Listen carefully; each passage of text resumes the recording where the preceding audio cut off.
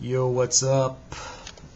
I just did a vid on the many uses of silver. If you don't subscribe, then check it out. It's just under 10 minutes long. It's a little bit of reading, but I tried to put some music in the background so it'll make it a little easier. But you got to understand why you're investing in silver and why silver is the most valuable thing on the planet, in my opinion. It might be copper, but I think in the future it's going to be silver. So anyway, let's see. I just did this video and I went a little long, so I have to do it all over again.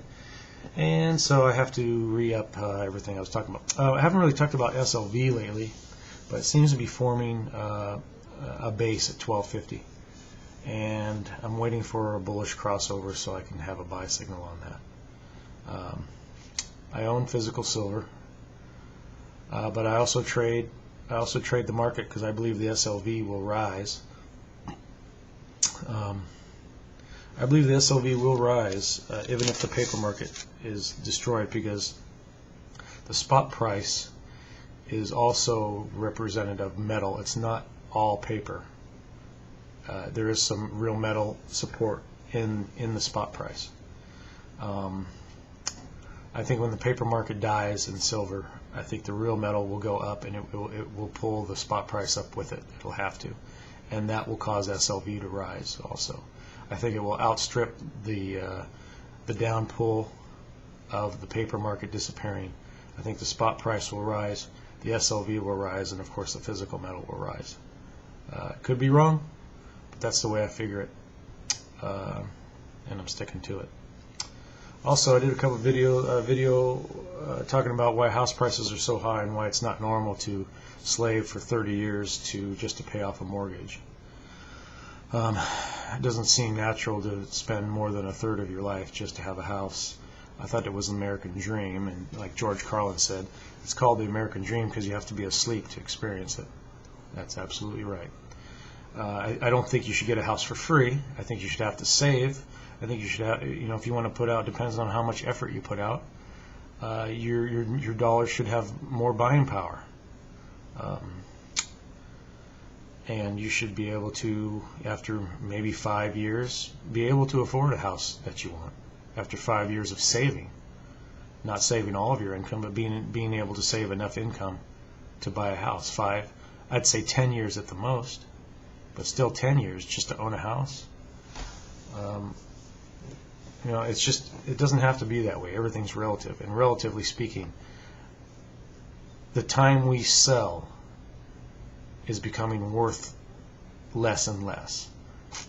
So when we sell our time to a job, that time is re-represented in money, and then we have to take that money and make it multiply to gain buying power.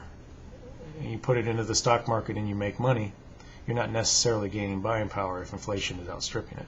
That's why we buy silver, because I know inflation will not outstrip silver, but it will outstrip the market, and it has been for 9 years. The stock market's actually crashing when priced in gold. I think it used to cost like 9 ounces of gold for a share of the Dow, and now it only takes 5? I'm not doing the math right. It takes 8. It used to take 12. I can't remember, but it's been crashing for some time in real terms. Real terms meaning everything you're going to spend your profit on is going up faster than you can make it. So you're losing buying power. So you sell your time to make the money to gain buying power, or all that time you spent making that money is gone. And since time is your most valuable commodity, you've got to think about making more time. And the way you make more time is by gaining buying power. It's all about buying power, not the price of things. It's about performance and gaining buying power. Buying power means outstripping inflation. It's basically what it is. And you can do that by making more dollars. You make 10% a year and inflation is at 1%, and you're outstripping, you're gaining buying power even though you're in dollars. So you just have to make a lot more of it, and you can do that. And let's see what else.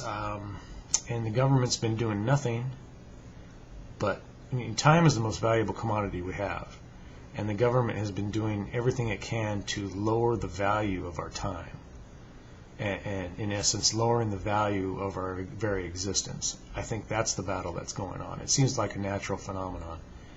Just one part of the herd feels like they're entitled, and they're using the rest of the herd. I mean, basically, the government uses this as a crop that they harvest once a year in the form of taxes today. This is harvest day for the government. They're harvesting our labor. And the money that they allow us to get paid somehow is worth less and less.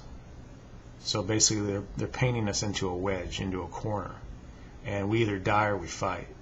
So I think the greatest weapon against them is owning real things. Own the real silver. Pay your house off with it so you own that. Don't be a slave to anybody. This is the main battle.